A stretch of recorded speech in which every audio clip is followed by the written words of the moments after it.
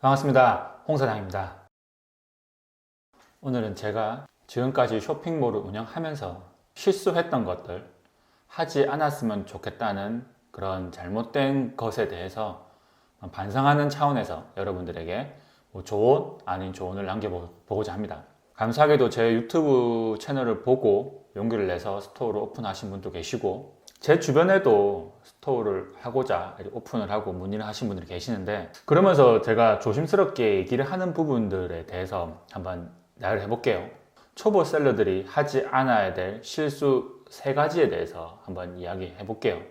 그 쇼핑몰을 운영하는 셀러들의 로망이 있습니다. 로망이 뭐냐면 이 사입이죠. 사입.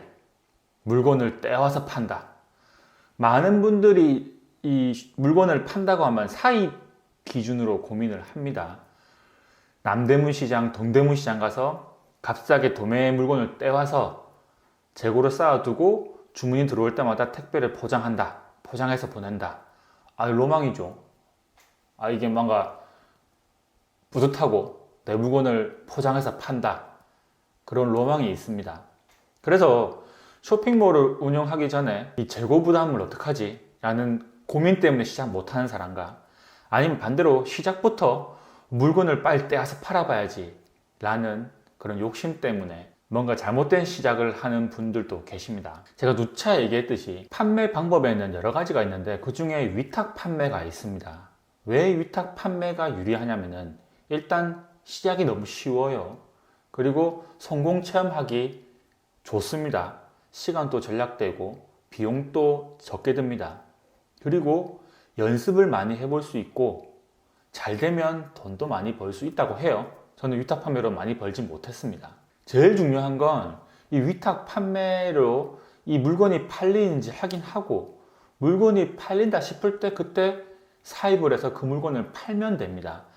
하지만 이 사이클을 돌려보기 너무 귀찮다는 거죠. 기다리기 힘들다는 거죠. 그 위탁 판매로 버는 돈이 너무 작아요. 위탁 판매하는 플랫폼에서 3,000원에 파는 것이 3,000원에 도매로 파는데 네이버 스토어는 3,100원에 누군가 팔고 있어요. 그럼 나는 마진이 없죠.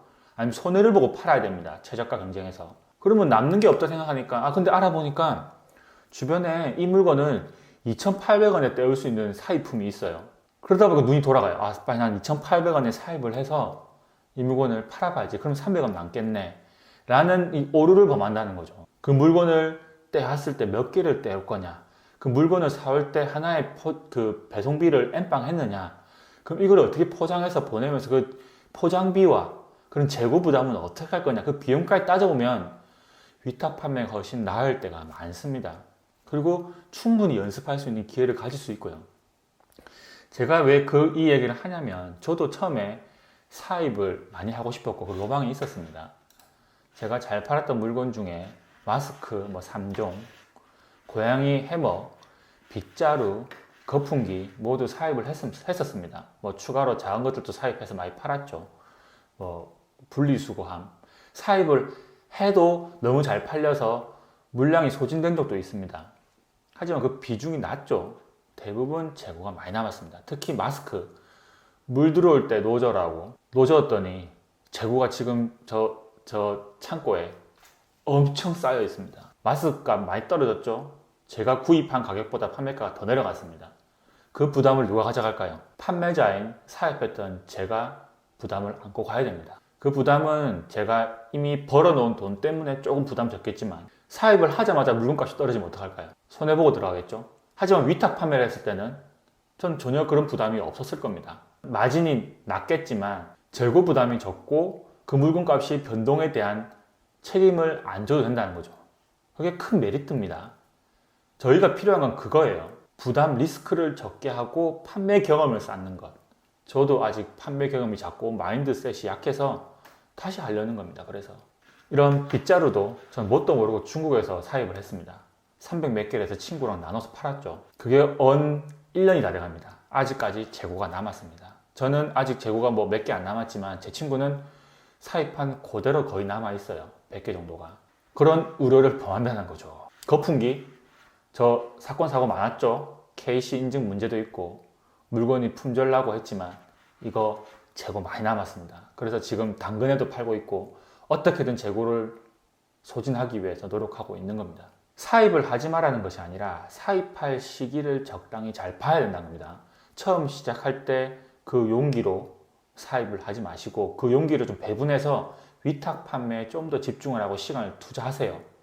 저는 누누이 말씀드리지만 어느 정도 사이클을 돌려보지 않고 사입하는 것은 반대합니다. 그러길 원하고요.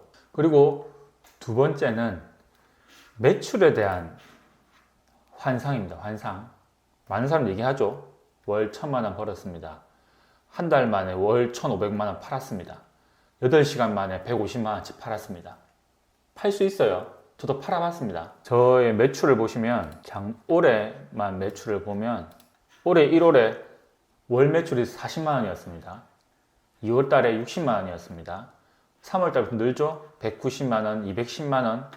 6월 달에 정점을 찍습니다. 2천만 원. 6월 달만 2천만 원 팔았습니다. 그러면서 점점 줄어서 저번 달에 10월은 17만 원 매출 팔았습니다. 매출 중요합니다. 규모의 경제에서 규모도 중요하죠. 파이도 중요하고. 매출은 일으킬 수 있어요. 5만 원짜리 시장가가 5만 원짜리가 형성되어 있는데 마진을 남기지 않고 49,000원에 팔든지 49,900원에 팔아보세요. 인기 있는 종목이면 너도 나도 달려들 겁니다. 물론 손해는 보겠지만 판매는 늘고 매출은 부쩍 늘겠죠. 5만 원짜리 10개만 팔아도 50만 원입니다. 그렇게 달려들어서 매출은 올릴 수 있어요.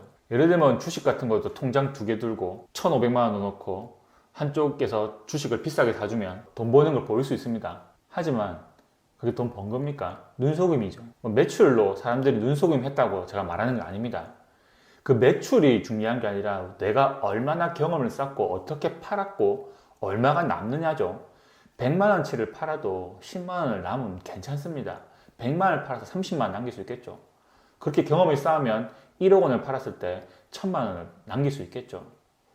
하지만 우리가 지금 현재 그런 노하우, 마진을 파는 방법, 물건을 소싱하는 방법들이 없이 그냥 마냥 1,000만 원 팔아봤자 나중엔 싸그리 없어집니다. 제가 그랬어요.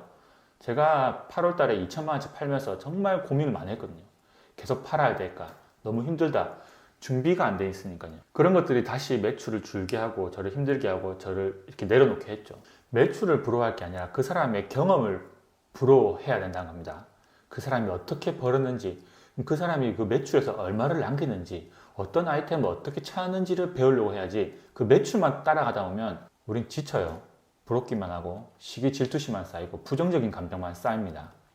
제가 그랬기 때문에 여러분들의 그런 우려를 범하지 않았으면 좋겠다는 이런 조언을 남깁니다. 그리고 세 번째, CS 걱정입니다. 반품이나 고객들의 클레임 때문에 시작을 못 하시는 분들이 있죠. 저도 CS가 제일 어려워요. 특히 우리 같은 초보는 반품이 들어왔을 때 어떻게 반품을 하지? 제품 문의가 왔는데 내가 직접 들고 있고 사용한 물건은 아닌데 어떻게 제품 문의 답을 하지? 생각보다 쉽습니다. 반품 직접 사입해서 하더라도 택배비에 대한 부담, 택배비에 대한 그런 걸 내려놓으면 새 거 보내주면 됩니다. 그분이 우리에게 다시 보내고 다시 보내면 택배비가 이중이 드니까 그분한테 물건 가지라 하세요. 가지라 하고 우리가 새 거 보내주면 됩니다. 그러면 그 고객은 우리 진성 고객이 돼요. 아, 이분은 진짜 물건을 파는 그런 믿음 있는 사람이구나. 그러면 그 다음에도 우리를 추천해 줄 수 있고 우리 거 물건을 삽니다. 제가 마스크를 팔면서 그런 경우가 있었는데 아직도 물건이 비쌀 수도 있지만 제 물건을 사주시는 고마운 어머님이 계십니다. 그렇게 우리가 고객들과 신뢰를 쌓아가는 거죠. 제품 문의요. 유탁 판매로 한 번도 사용 안 해봤지만 문의 오면 어떻게든 찾아냅니다. 왜냐? 그 물건을 저만 팔고 있지 않거든요. 다른 분들도 팔고 있습니다. 그럼 다른 물건을 파는 그 쇼핑몰에 가서 똑같이 다른 고객이 문의를 해놓은 걸 읽어봅니다. 리뷰를 봐요. 그러면 내가 사용했듯이 한 것 같은 착각을 일으키듯이 생생한 정보들이 많아요. 그 정보를 찾아서 그 정보대로 남겨주셔도 되고 아니면 판매자한테 연락을 해서 직접 문의해서 확인해보는 방법도 있습니다. 많은 방법이 있는데 해보지 않으면 두려울 수밖에 없죠. 저도 두려웠고 지금도 두렵긴 합니다. 하지만 해보니까 생각보다 어렵지 않네 라는 생각이 들 뿐입니다. 해보지 않고서 안 하면 후회가 깊으니까 그런 두려움을 내려놓고 일단 같이 시작을 해 보시죠. 하면서 하나씩 풀어가면 되니까 그런 두려움으로 시작을 못하지 않았으면 좋겠습니다. 그래서 오늘은 저 같은 초보 셀러들이 범할 수 있는 그런 실수들 3가지에 대해서 얘기해 봤습니다.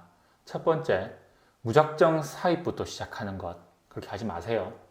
두 번째, 높은 매출에 쫓겨서 실수를 하거나 시기와 질투에 쌓여서 좌절하지 말라. 매출도 중요하지만 그 안에서 우리가 얻는 것은 다른 것이 있다. 세 번째, CS, 반품과 제품 문의, 물건에 대한 두려움 때문에 위탁 판매나 판매를 하지 않는 그런 후회를 남기지 말자. 그런 것들이 생각보다 어렵지 않으니까 일단 해보면서 풀어가면 된다 라는 것을 이야기했습니다. 저도 이렇게 하나씩 예전 일을 복귀하면서 다시 반성하고 새롭게 시작하고 있으니까 여러분들도 함께 성장하면서 궁금한 것이 있으면 댓글로 남겨주시면 제가 기회를 보고 또 영상으로 남겨보겠습니다. 오늘도 긴 영상 봐주셔서 감사하고 구독과 좋아요, 댓글 부탁드립니다. 감사합니다.